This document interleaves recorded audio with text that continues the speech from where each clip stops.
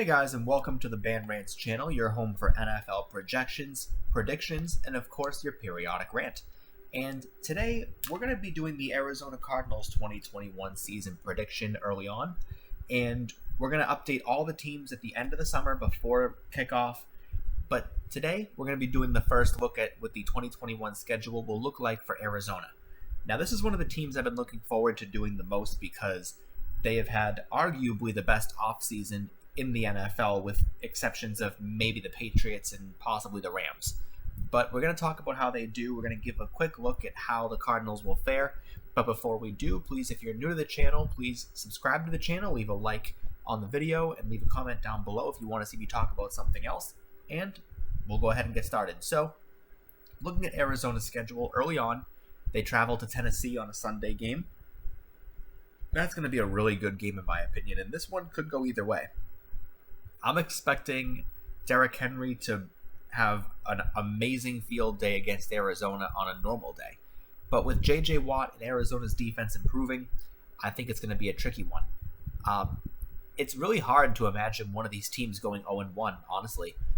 But I just think that Arizona is going to win this one. Same thing at home against Minnesota.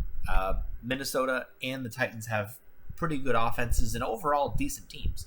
But I just think Arizona is better equipped right now. And then going against the Jaguars, I want to see Trevor Lawrence go off as much as anybody, but right now I think the Cardinals are just in a really good place. At the Rams, however, I think this is where they suffer their first loss. The Rams with Matt Stafford, I think they're going to start off hot. I think they're going to be one of the teams to watch in the NFC as well. And these two teams could be competing for the division down the road. So I think that's going to be a good start to the season for the Rams and the Cardinals, honestly, at 3-1. And at home against the 49ers, I think that Arizona can probably take this one. But just while we're here, whoever made this, schedule for them, away, home, away. I mean, at least like basically going East Coast, West Coast, East Coast, West Coast. They stay on the West Coast for a couple of weeks at least, but the early part of the schedule is not kind to them. At the Browns, I'm going to give Arizona the win. I do expect Cleveland to be a little tricky at home, but I think Arizona is a more complete team, and that's really not easy to do against Cleveland because Cleveland's a pretty complete team for the most part, but Arizona, I think, is just in a better place. At home against the Texans, this one's a no-brainer. I don't think Deshaun Watson's going to play. I don't even know what the Texans have that can be any sort of threat, and of course, J.J. Watt is going to go off in that game. Now, at home against the Packers, if Aaron Rodgers plays, he's going to win. If not, then the Cardinals are going to win. But for right now, I'm assuming Rodgers will play. And for that reason, I'm going to give the Packers the win. And then at the 49ers, I'm going to give the Cardinals an upset loss.